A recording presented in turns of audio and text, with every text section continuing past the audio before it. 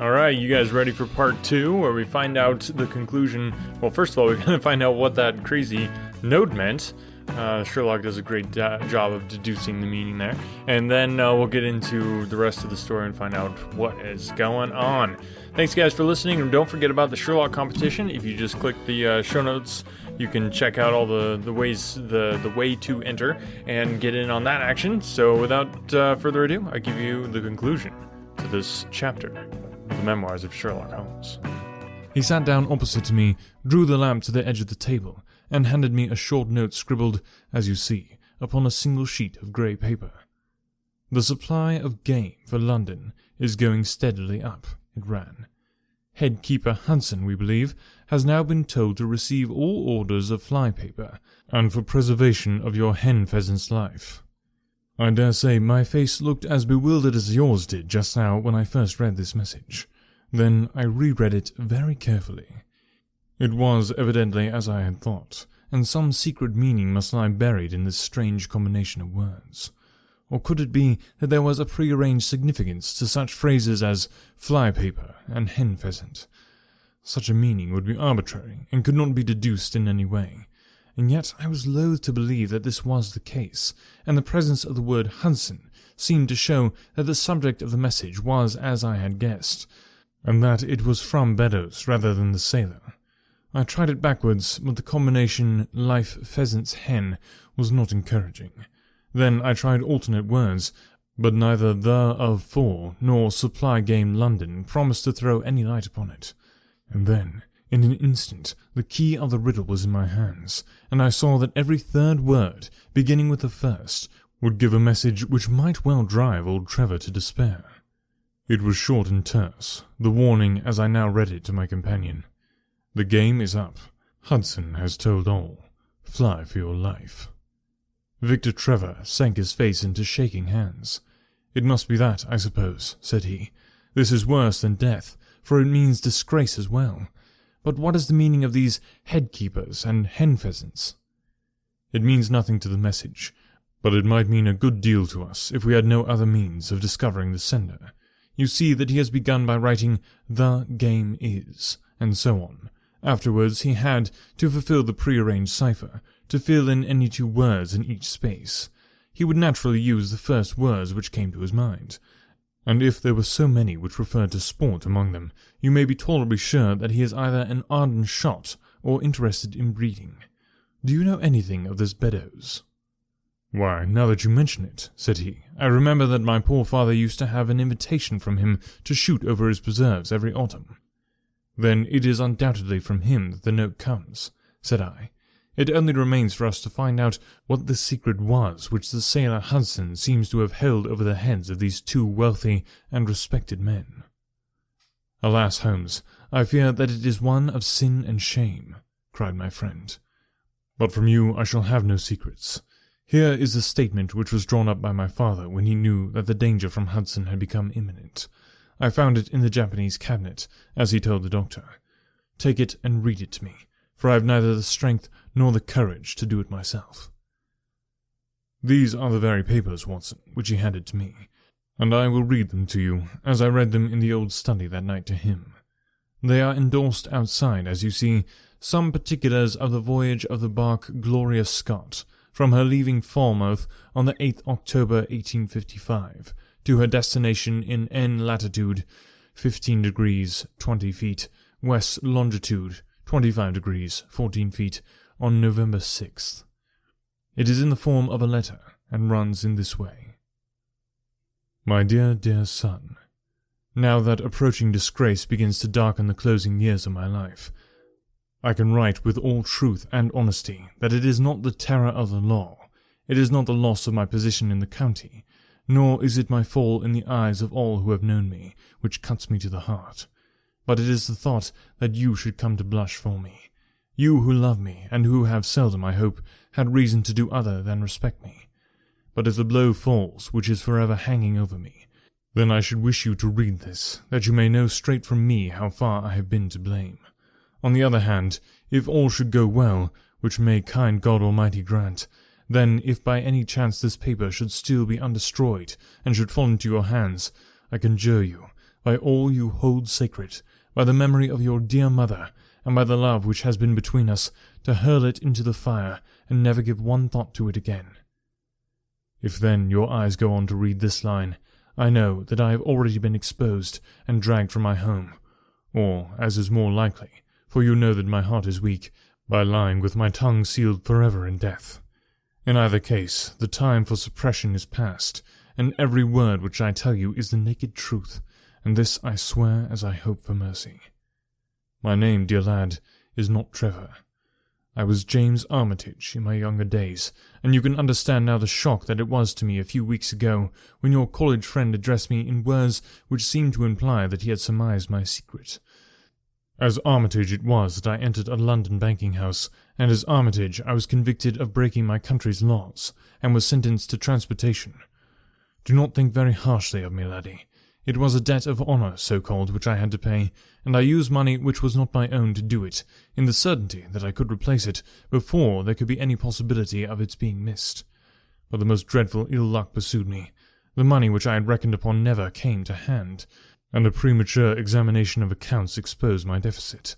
The case might have been dealt leniently with, but the laws were more harshly administered 30 years ago than now, and on my 23rd birthday I found myself chained as a felon with 37 other convicts in 'tween decks of the barque Gloria Scott, bound for Australia.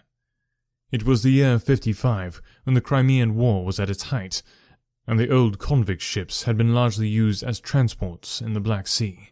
The government was compelled, therefore, to use smaller and less suitable vessels for sending out their prisoners. The Gloria Scott had been in the Chinese tea trade, but she was an old-fashioned, heavy-bowed, rod-beamed craft, and the new clippers had cut her out.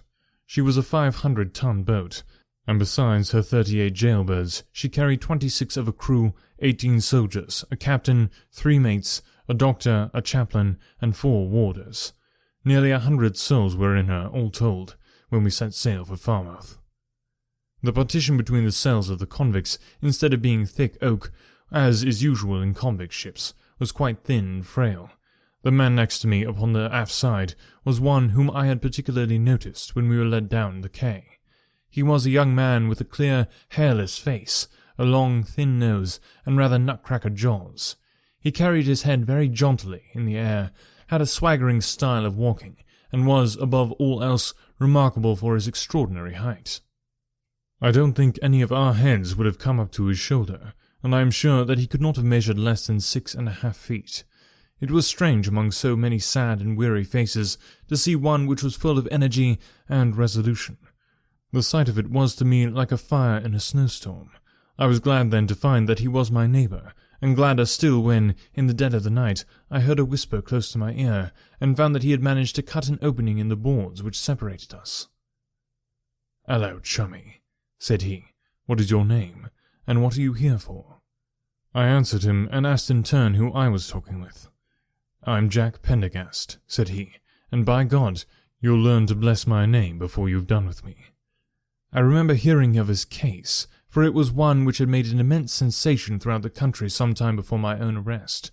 He was a man of good family and of great ability, but of incurably vicious habits, who had, by an ingenious system of fraud, obtained huge sums of money from the leading London merchants. "Ha, you remember my case," said he proudly. "Very well indeed. Then maybe you remember something queer about it." "What was that, then?" "I had nearly 250,000, hadn't I?" "So it was said. But none was recovered, eh?" "No." "Well, where do you suppose the balance is?" he asked. "I have no idea," said I. "Right between my finger and thumb," he cried. "By God, I've got more pounds to my name than you've hairs on your head, and if you've money, my son, and know how to handle it and spread it, you can do anything. Now, don't think it likely that a man who could do anything is going to wear his breeches out sitting in the stinking hold of a rat-gutted, beetle-ridden, mouldy old coffin of a China coaster. No, sir, such a man will look after himself, and will look after his chums, you may lay to that. You hold on to him, and he may kiss the book that he'll haul you through." That was his style of talk, and at first I thought it meant nothing, but after a while, when he had tested me and sworn me with all possible solemnity, he let me understand that there was really a plot to gain command of the vessel. A dozen of the prisoners had hatched it before they came aboard. Pendergast was the leader, and his money was the motive power. "I had a partner," said he, "a rare good man, as true as a stock to a barrel. He's got the dibs, he has, and where do you think he is at the moment? Why, he's the chaplain of the ship, the chaplain no less. He came aboard with a black coat and his papers right, and money enough in his box to buy things right up from the keel to main truck. The crew are his, body and soul. He could buy 'em at so much a gross with a cash discount, and he did it before ever they signed on. He's got 2 of the warders and Mercer, the second mate, and he'd get the captain himself if he thought he was worth it." "What are we to do then?" I asked. "What do you think?" said he. "We'll make the coats of some of these soldiers redder than even the tailor did." "But they are armed," said I. "And so shall we be, my boy. There's a brace of pistols for every mother's son of us, and if we can't carry this ship with the crew at our back, it's time we were all sent to a young Mrs. boarding school. You speak to your mate upon the left tonight, and see if he is to be trusted." I did so, and found my other neighbour to be a young fellow in much the same position as myself, whose crime had been forgery. His name was Evans, but he afterwards changed it, like myself, and is now a rich and prosperous man in the south of England. He was ready enough to join the conspiracy, as the only means of saving ourselves, and before we had crossed the bay there were only 2 of the prisoners who were not in the secret. One of these was of weak mind, and we did not dare to trust him, and the other was suffering from jaundice, and could not be of any use to us. From the beginning, there was really nothing to prevent us from taking possession of the ship. The crew were a set of ruffians, specially picked for the job. The sham chaplain came in ourselves to exhort us, carrying a black bag, supposed to be full of tracts, and so often did he come that by the 3rd day we had each stowed away at the foot of our beds a file, a brace of pistols, a pound of powder, and 20 slugs. 2 of the warders were agents of Pendergast, and the second mate was his right-hand man. The captain, the 2 mates, 2 warders, Lieutenant Martin, his 18 soldiers, and the doctor were all that we had against us. Yet, safe as it was, we determined to neglect no precaution, and to make our attack suddenly by night.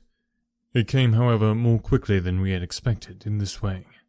One evening, about the 3rd week after our start, the doctor had come down to see one of the prisoners who was ill, and putting his hand down on the bottom of his bunk, he felt the outline of the pistols.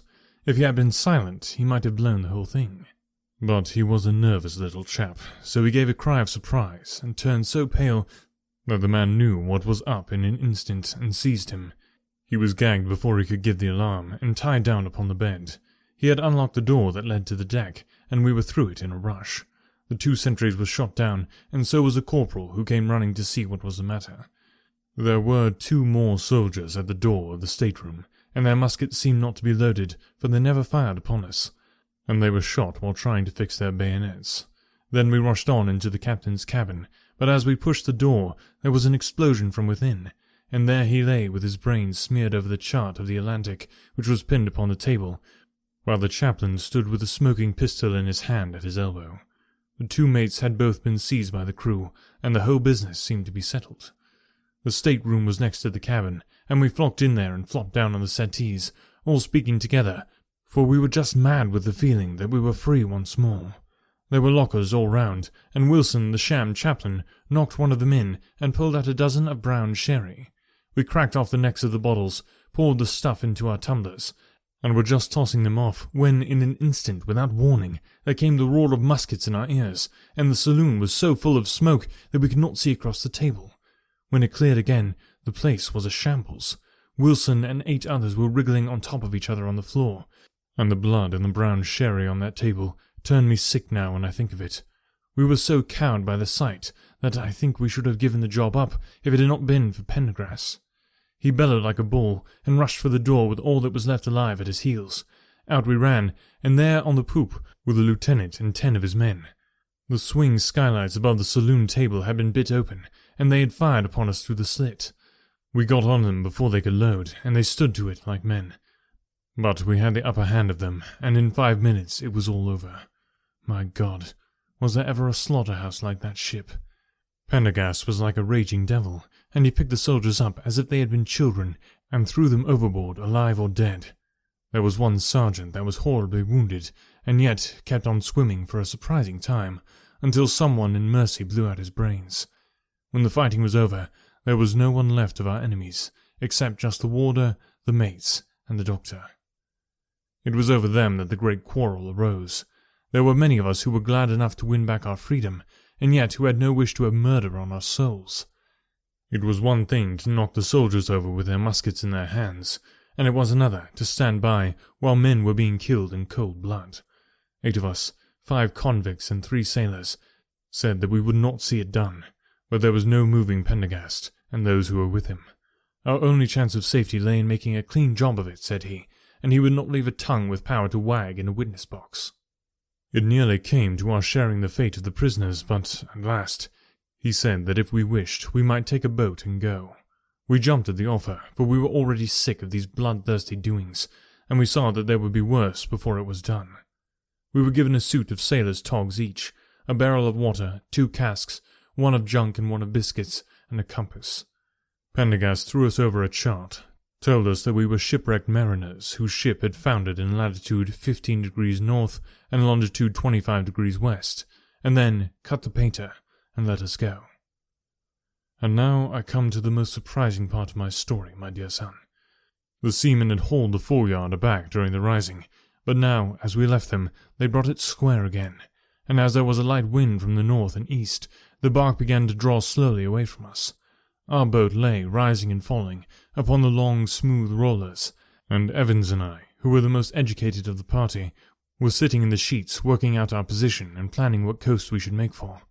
It was a nice question, for the Cape de Verds was about 500 miles to the north of us, and the African coast was about 700 to the east. On the whole, as the wind was coming round to the north, we thought that Sierra Leone might be the best, and turned our head in that direction, the bark being at that time nearly hull down on our starboard quarter. Suddenly, as we looked at her, we saw a dense black cloud of smoke shoot up from her, which hung like a monstrous tree upon the skyline.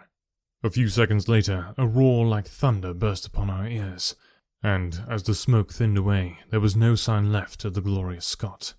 In an instant, we swept the boat's head round again, and pulled with all our strength for the place where the haze still trailing over the water marked the scene of this catastrophe.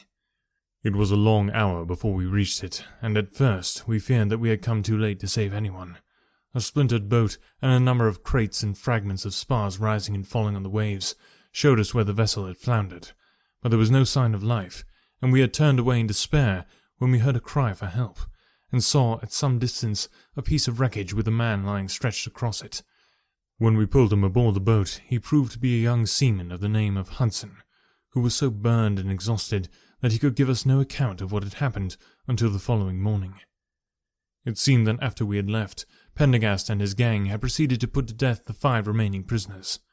The 2 warders had been shot and thrown overboard, and so also had the 3rd mate. Pendergast then descended into the 'tween decks, and with his own hand cut the throat of the unfortunate surgeon. There only remained the 1st mate, who was a bold and active man.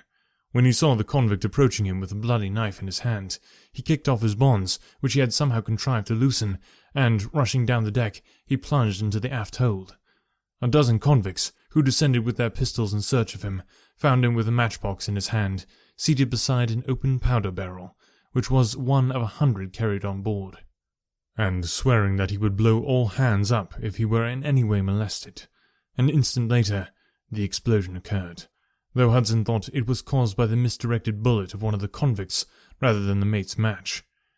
Be the cause what it may, it was the end of the Gloria Scott, and of the rabble who held command of her. Such, in a few words, my dear boy, is the history of this terrible business in which I was involved. Next day, we were picked up by the brig Hotspur, bound for Australia, whose captain found no difficulty in believing that we were the survivors of a passenger ship which had foundered. The transport ship Gloria Scott was set down by the Admiralty as being lost at sea, and no word has ever leaked out as to her true fate. After an excellent voyage, the Hotspur landed us at Sydney, where Evans and I changed our names and made our way to the diggings, where, among the crowds who were gathered from all nations, we had no difficulty in losing our former identities. The rest I need not relate. We prospered, we travelled, We came back as rich colonials to England, and we bought country estates. For more than 20 years we have led peaceful and useful lives, and we hoped that our past was forever buried. Imagine, then, my feelings, when in the seamen who came to us I recognized instantly the man who had been picked off the wreck. He had tracked us down somehow, and had set himself to live upon our fears. You will understand now how it was that I strove to keep the peace with him, and you will in some measure sympathize with me in the fears which fill me now that he has gone from me to his other victim with threats upon his tongue. Underneath that is written in a hand so shaky as to be hardly legible. Beddoes writes in cipher to say H has told all. Sweet Lord, have mercy on our souls. That was the narrative which I read that night to young Trevor, and I think, Watson, that under the circumstances it was a dramatic one. The good fellow was heartbroken at it, and went out to the Terai tea planting, where I hear that he is doing well. As to the sailor and Beddoes, neither of them was ever heard of again after that day on which the letter of warning was written. They both disappeared, utterly and completely. No complaint had been lodged with the police, so that Beddoes had mistaken a threat for a deed. Hudson had been seen lurking about, and it was believed by the police that he had done away with Beddoes and had fled. For myself, I believe that the truth was exactly the opposite. I think that it is most probable that Beddoes, pushed to desperation and believing himself to have already been betrayed, had revenged himself upon Hudson, and had fled from the country with as much money as he could lay his hands on. Those are the facts of the case, Doctor, and if they are of any use to your collection, I am sure that they are very heartily at your service. Thank you guys so much for listening. Really appreciate all your support and just sharing the podcast. That's the biggest thing, just letting other people know about it, which amazing way to do that is to go ahead and join in on the Sherlock competition, which is going to be going on until we finish this book. So once we're done with this book, then a winner is going to be announced. Actually, 5 winners, I think, is what we decided on. So 5 winners are going to get a giant compendium of Sherlock Holmes books. So that's really pretty cool prize, if you ask me, and hope you guys will go ahead and enter that and help spread the word and help the podcast grow so I can bring you more awesome audiobooks. That's what it's all about. Thanks so much for listening today, guys. We'll talk to you next time.